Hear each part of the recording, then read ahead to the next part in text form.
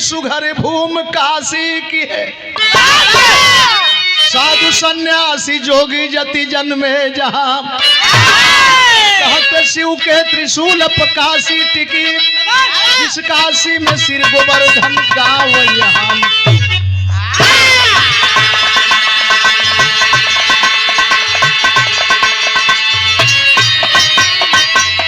शर्मकार कुल में रघु जी करते बसर, संध्या दुल्हनशील वाली रही, शाम का काम करते थे गाते भजन, जिनकी दिनचर्या जग में निराली रही।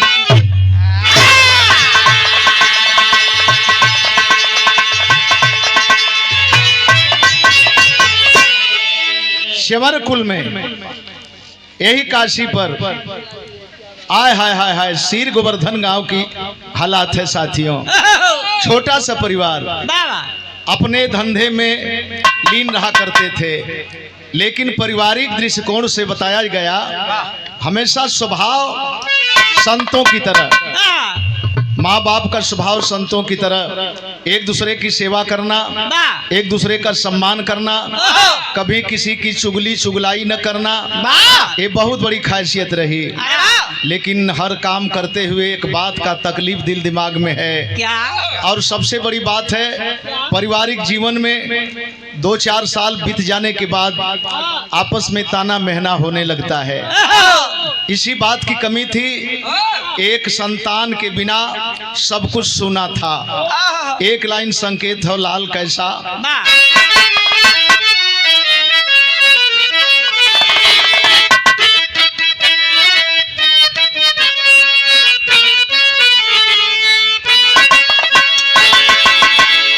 दिल दीवाने मिट गए, अरे दिल दीवाने मिट गए, जग में वफा के नाम पे।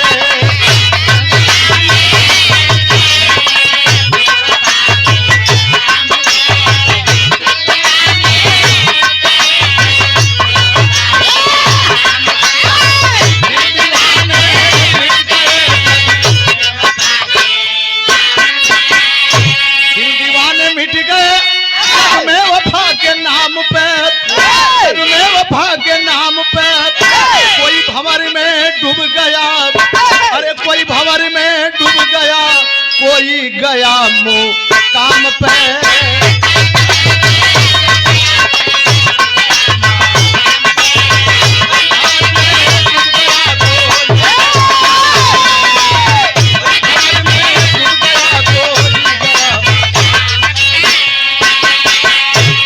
कोशिश तो सारे लोग किया करते हैं।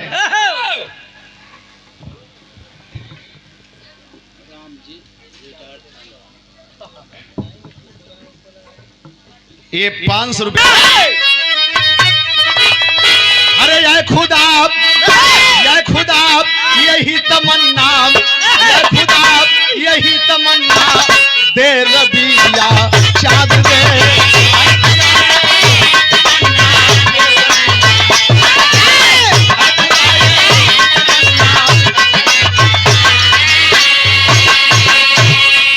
खुदा यही तमन्ना दे रबिया चाँद दे, खुदा यही तमन्ना दे रबिया चाँद दे। नाम दुनिया में हो रोशन, नाम दुनिया में हो रोशन, ऐसी एक याओ लाद दे।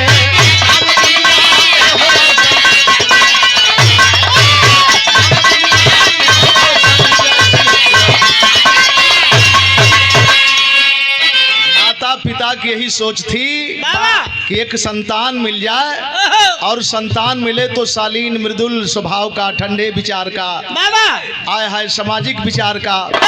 लेकिन यही बताओ गल क्या बात है, क्या लर लारे लारे लर लहरे, भक्तों के भाव को सुनता भगवान नहीं है पहरा, भगवान नहीं है पहरा, भक्तों के खातिर देता घूम घूम कर जाकर पहरा। गर्भवती कर्मा पीड़िता की अर्जी सुने विधाता, की अर्जी सुने विधाता, एक लाल उस समय गोदी में उन्हें दे दिए दाता।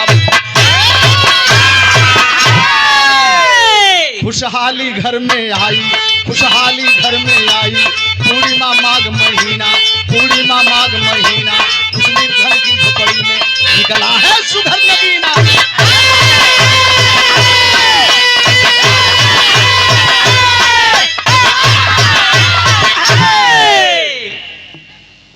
अनीता राज के बोलौले बड़ा खुशी भइल। एक ठे कड़ी उमन हमहू जुट गईली। फिर चुनाव आवे, फिर चुनाव जीते, हमहू आई। ये 500 रुपये पुरस्कार माननीय थानेदार साहब के नाम पर, डुबकिया प्रधान के नाम पर।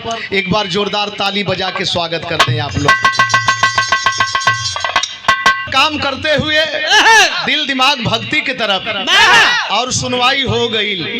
माघी पूर्णिमा के दिने जब सुनवाई हो गई, इनकर आगमन भइल तो माई बहन के खुशी का ठिकाना ना। देखें हम शुरुआत करे जाते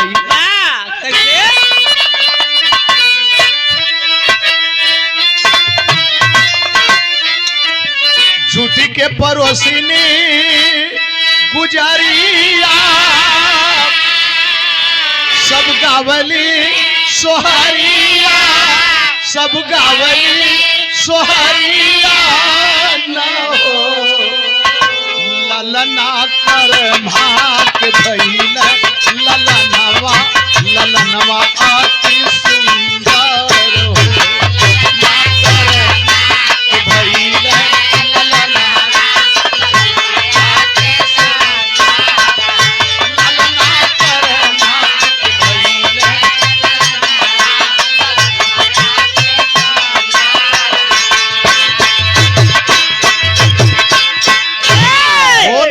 भइल के होत है चिकन पात।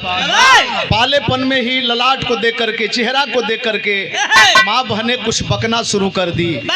झोपड़ी में आवत प्रकाश भइले, झोपड़ी में आवत प्रकाश भइले, उह रविदास भइले, उह रविदास।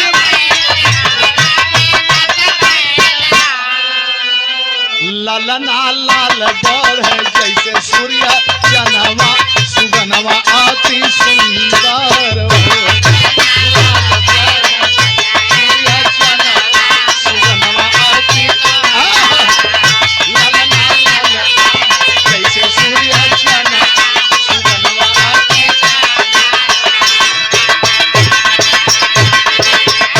नाचत हैं, गावत हैं, झूमत हैं, आशीर्वाद देती हैं, आहे बधाई देती हैं। ये तो बात अपने जगह पर रहल।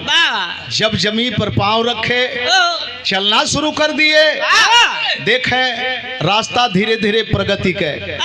जिस रास्ते पर माँ पिता घर पर बैठ कर के काम कर रहे थे, उसी पग चिन्ह पर चल करके आप जब कुछ सयाने हुए तो चिंता का विषय बन गए। जब सयाने हुए, जबकि माँ पिता के ही पग चिन्ह पर चले, लेकिन ज्यादा जाति देख करके माँ पिता को चिंता बढ़ गई। कैसी चिंता बढ़ गई? फिल्म का गीत लगल है।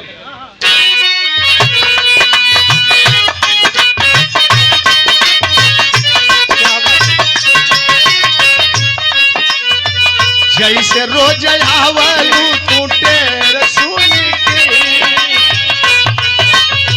जैसे रोज आवलू टूटे रसूली, आई ओरी निदिया निधरी बन। जैसे रोज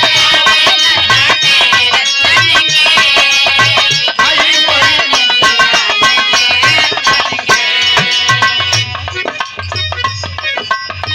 संत बैरागी, बुद्ध बैरागी जैसे बचपन में, बुद्ध बैरागी जैसे बचपन में, वैसे रविदास भरा तन मन में। बैरागी जैसे, वैसे रविदास भरा।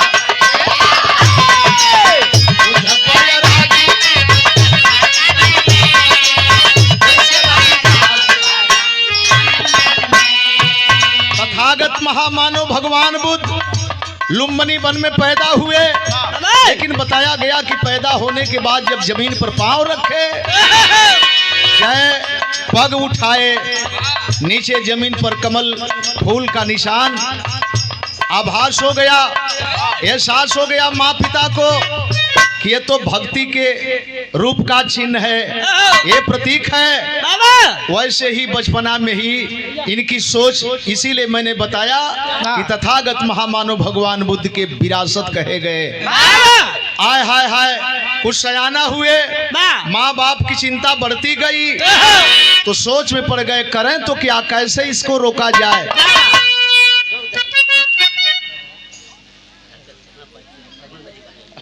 राके अरे झंखे बाबू मैया लोनी नामक बिटिया से कदल सगैया। भगति का भाव जागल दुलहीन में, भगति का भाव जागल दुलहीन में, वैसे रविदास भरा पाने मन में।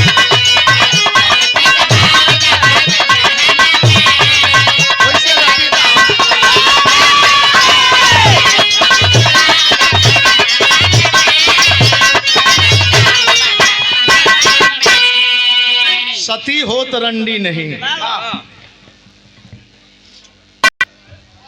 सती हो तरंडी नहीं, ब्राह्मण पखंडी नहीं। आज कर्मकांड से दुनिया परेशान है, मन रहे चंगा, कठौती में गंगा, लोभी लफंगा से देश हैरान है। संत सत्यवादी होवे, शिक्षा में आजादी होवे, आडंबरवादी व्यवस्था एक झूठे किसान है। अरे जन्म से चमार सब, एक आकार सब, शील सदाचार के बस भूखे भगवान है।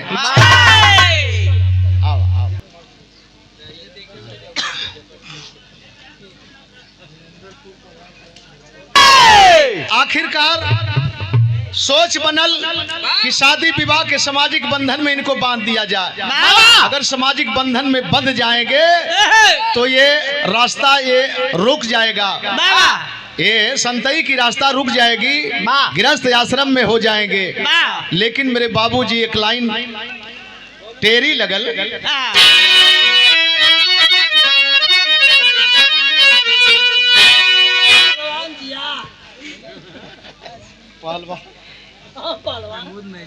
अरे प्रमोद मैजिक, अरे पीछे में ताना बाना का लगल, पीछे में ताना बाना का लगल, राह एक आने का एक जाने का ठिकाना।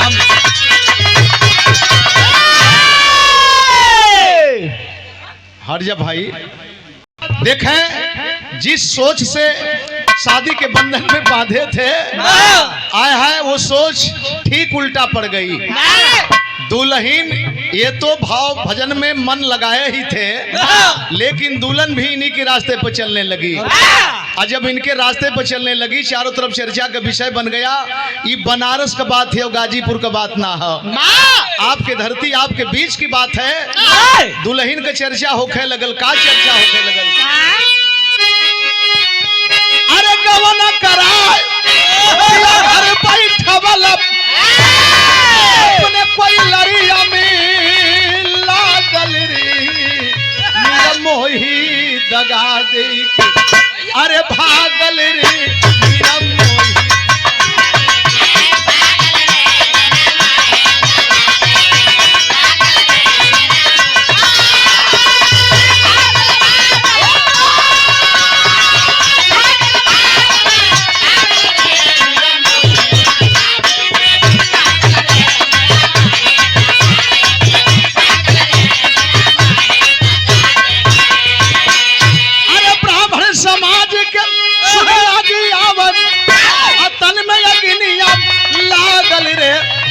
छुतवा के पुतवा, अरे पागल रे पाया छुतवा के पुतवा।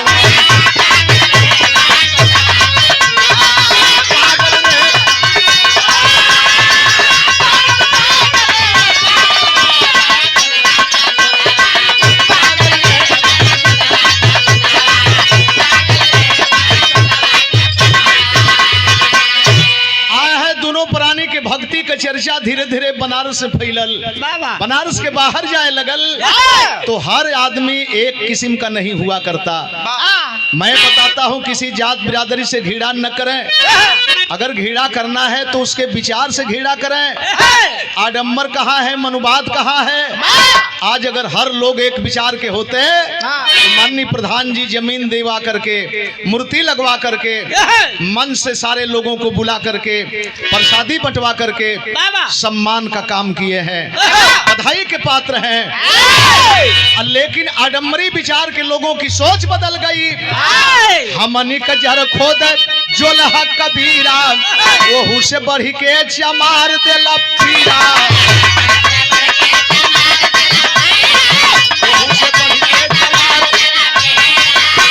अरे कैसे मराई ई पापी मुदैया, समंती समाज देखा टूटले बयस दवा के पुतला।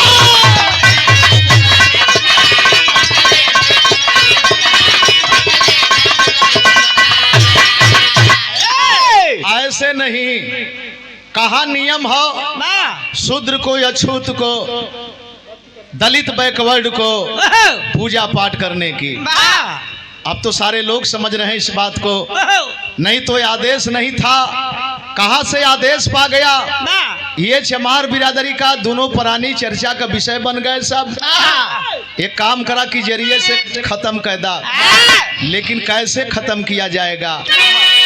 तर्ज लगल, क्या बात है? अरे कहवा का खाया रे चुनावा कहा के रे पा, कहवा का चीपू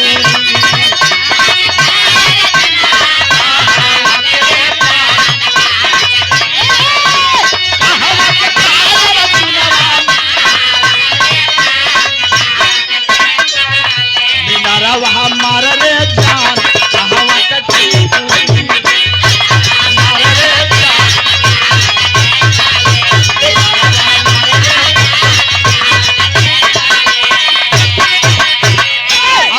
जड़ से ही समाप्त कर दिया जाए, रहेगा तो कलंक बनेगा।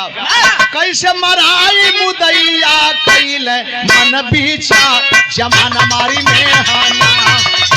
मराई मुदैया कैसे मराई मुदैया, लेवा अपने हाथे हथियार, जमाना मारी में हाना। लेवा अपने हाथे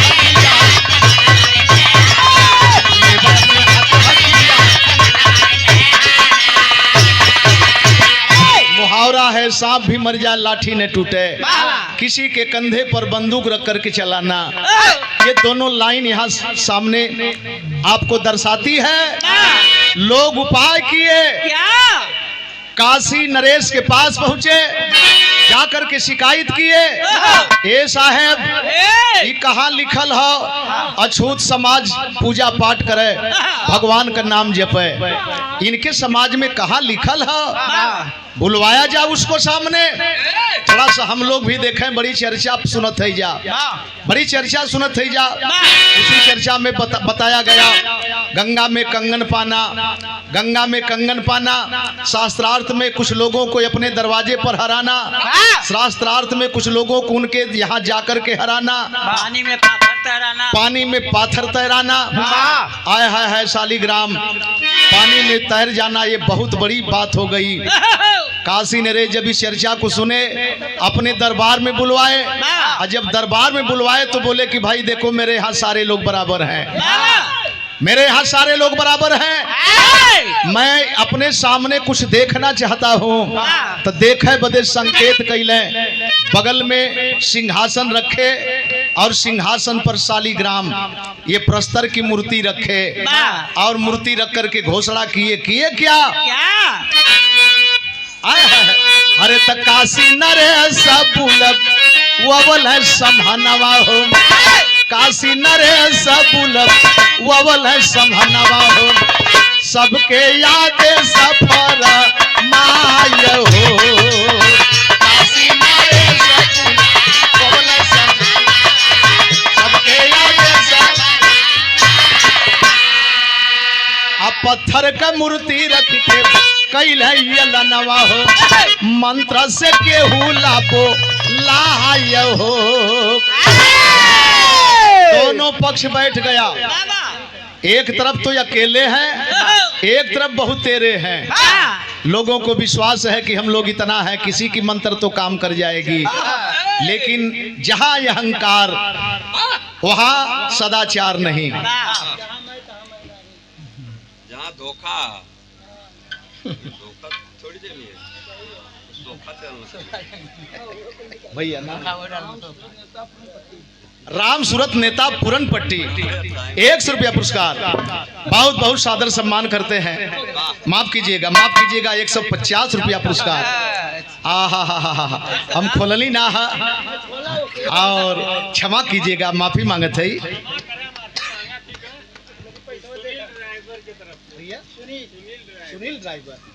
सुनील ड्राइवर रोड राजा पूरन पट्टी से अकेले थे। बोले साहब पहले अपनी अपनी मंत्र ये लोग पढ़े। सारे लोग पढ़ पढ़ के मंत्र हार गए, मूर्ति हिली तक नहीं। और जब हिली तक नहीं, जब इनका नंबर आए तो सारे लोग देखने लगे कि देखें तो ये कैसे मूर्ति डिगा देता है। लेकिन सारे लोगों के बाद जब ये अकेले अपना काम शुरू किए, अब मूर्ति जब सिंहासन पर हिलने लगी तो अपनी में लोग बतियाओ सुन का हो गज गोबर। हे महाराज मूर्तिया तो हिलत है, हिलता हिलत मूर्ति आय है छटक करके सामने आई, रविदास के गोद में बैठ गई। जब गोद में बैठ गई तो हाहाकार मच गया। लेकिन इसके पहले ही एक शब्द कहे थे, हमारे दरबार में जो जीतेगा हारने वाले उसको अपने कंधे पर बैठाएंगे और पूरे बनारस में घुमाएंगे, जय जयकार करेंगे। ये लोग सोच में थे कि हमान इतना जानी है जा, हमन में केहू का मंत्र काम कर जाई तो केहू जीत जाई, और जीत जाई तो अकेला ही कैसे उठाई रविदास। लेकिन गौर करेंगे यही अहंकार खा गए, यही अहंकार खा गया। आय हाय हाय आखिरकार होता क्या है लाल,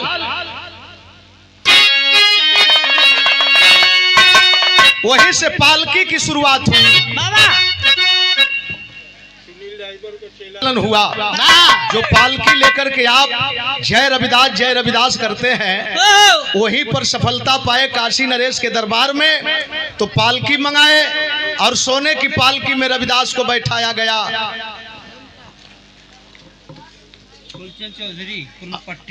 फूलचंद चौधरी की पूरे बनारस में घुमाया गया।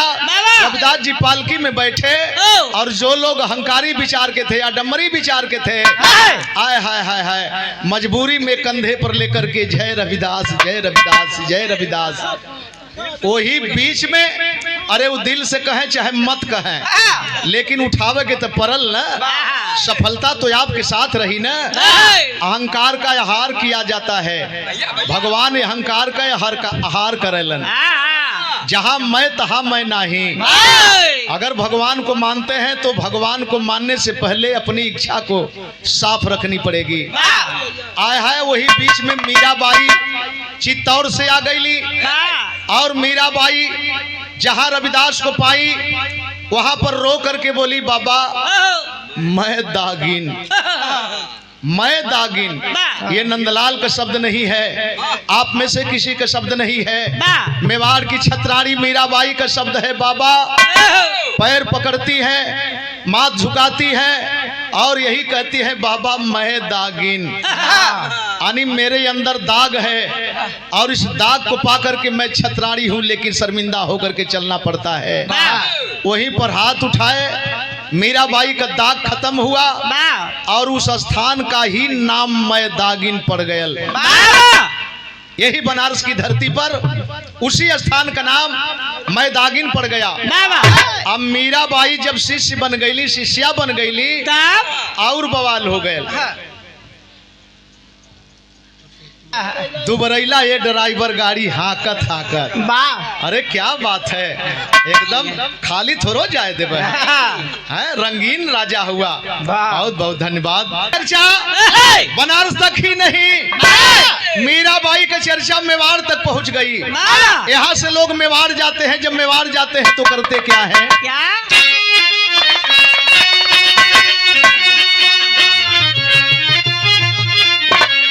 राजेश प्रधान अब तनी हट जा। जाके बोले पानी पानी छतरिन के आ डुबाई देहली आके मीरा रानी पानी छतरिन के।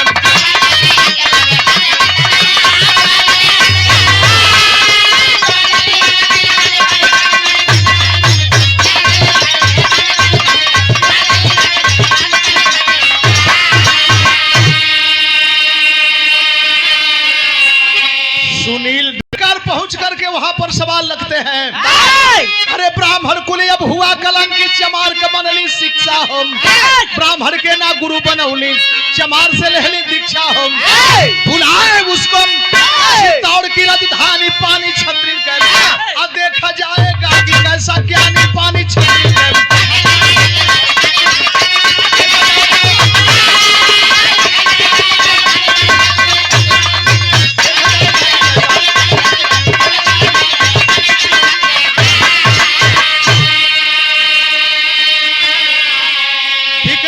दरबार में जाकर के लोग शिकायत करते हैं, अरे महाराज वहां के पुरोहितों से मिलकर के हमारे बनारस के पुरोहित शिकायत करते हैं कि आप लोग बैठल हुआ मर्यादा गईल, इतना ब्राह्मण समाज में केहू ना मिलल है।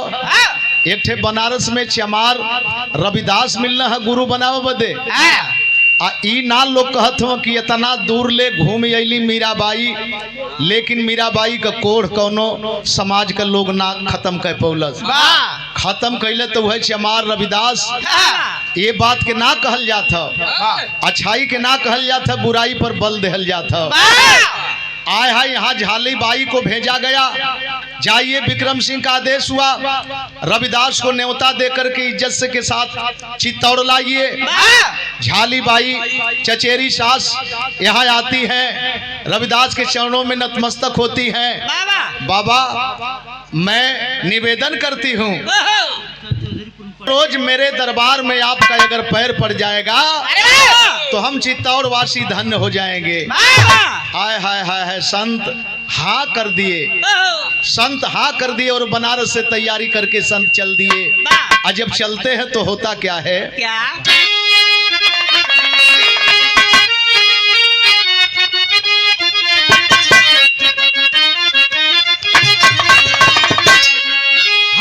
काशी की नगरिया से अकई के तैयारी,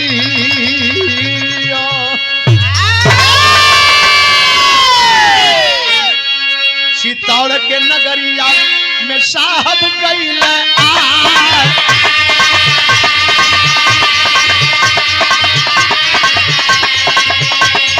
कुंभलनाथ मंदिरवा में ले गईल मुदैया, कुंभलनाथ मंदिरवा में ले गईल मुदैया, वहीं पर विवाद शुरू कैले मोरे भाई।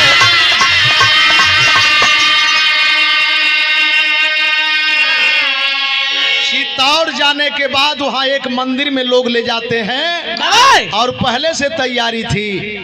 मंदिर में जाने के बाद एक सवाल रखा जाता है, रविदास तुम भी ब्राह्मण हो, मैं भी ब्राह्मण हूँ, लेकिन तुम कैसे ब्राह्मण हो? कल कि जो वेद को जाने, जो ब्रह्म को पहचाने वही पंडित है, वही विद्वान है। जात से कोई विद्वान नहीं, जो ब्रह्म को पहचान कर ले वही विद्वान है, वही पंडित है। कल हम लोग तो जनेऊ पहने हैं और तुम कहाँ जनेऊ पहने हो? और रविदास जी जब इस बात को सुने तो करते क्या है? क्या? अरे कहे रविदास हमारे अंदर जनेऊ,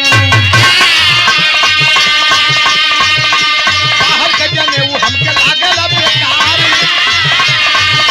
ये कने धइले हल पपिया मुदैया, कहने तलवारी ऐसे छतिया के फार।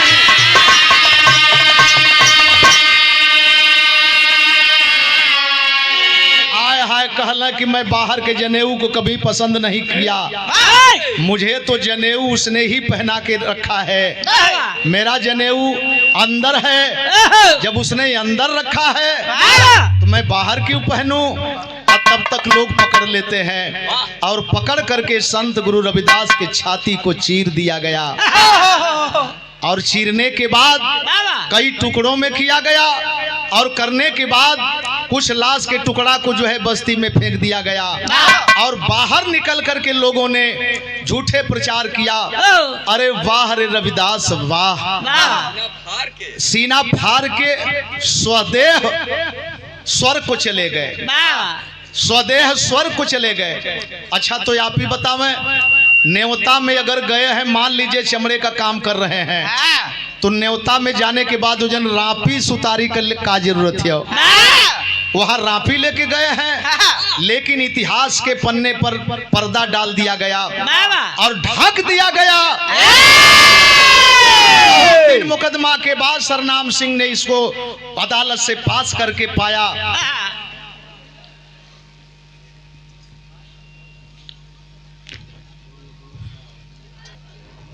क्या बात है, क्या बात है।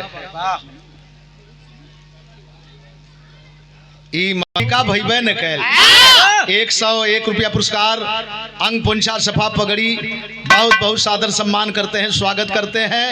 आए है इतिहास पर पर्दा डाल दिया गया।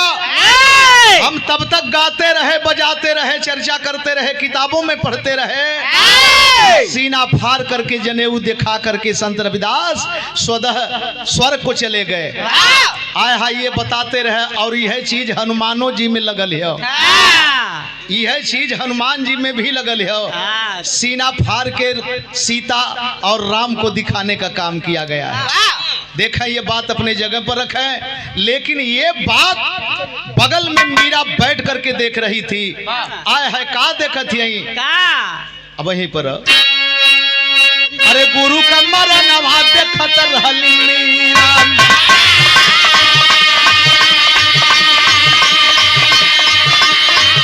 चितौड़ से भागली मेहता मझार,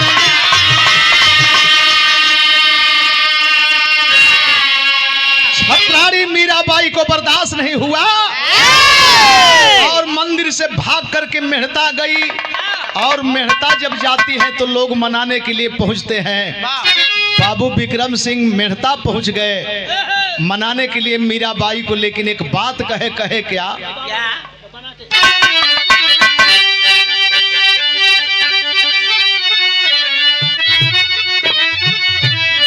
अरे बोली मीरा, बोली मीरा पीरा नयन से उतरी, अरे भैले किला में मरनवा गुरु का हमारी,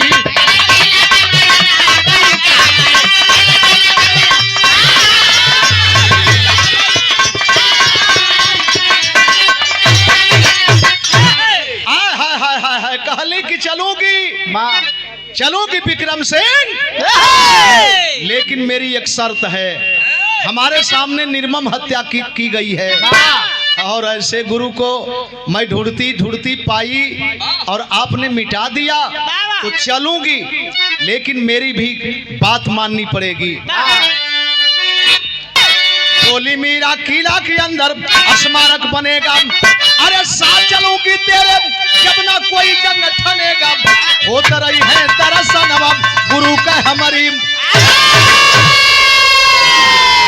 चित्तौड़ के किला के अंदर स्मारक बनवाओ, रोजाना मैं अपने गुरु का दर्शन करूंगी, पूजा पाठ करूंगी।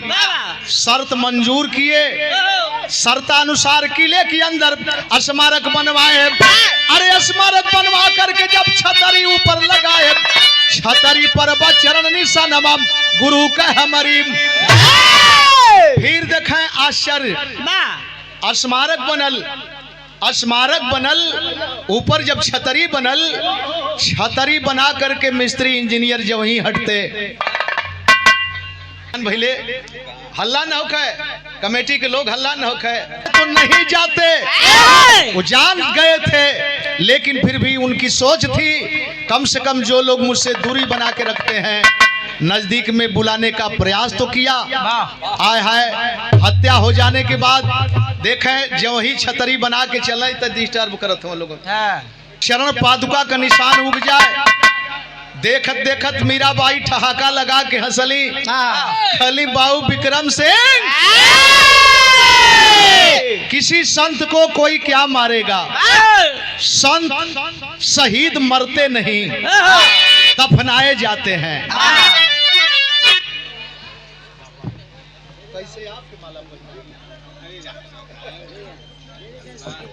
देखें बाबा उपासक और संत गुरु रविदास के सच्चे भक्त, मारोगे पहचान कर लो कि वो तो मर गए हैं, लेकिन उनके चरण का निशान कैसे आ रहा है। वो कभी मरे नहीं, न मरेंगे विक्रम सिंह।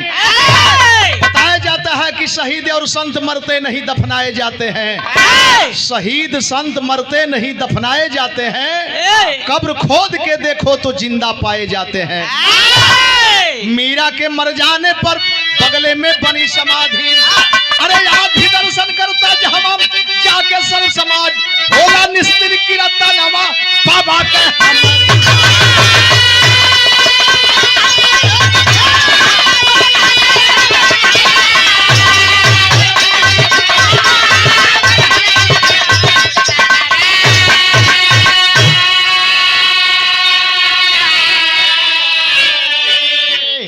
मीरा की बगल में समाधि बनी। आज भी हमेशा के लिए लोग दर्शन करते हैं, हर समाज के लोग जुड़ते हैं, जैसे आज यहाँ पर हर समाज के लोग इकट्ठा हुए। तो ये रहा संत की परिभाषा, संत का अस्तित्व, संत का भाव, संत का विचार। गुरु बिहारी गुरु गणेश का खत्म हुआ कमल चंद्रिका, कवि के सब बच्चन से प्रेम। अरे पीछे में ताना बाना का लगल, पीछे में ताना बाना का लगल, यादव कभी महंगर रामा कभी को माना,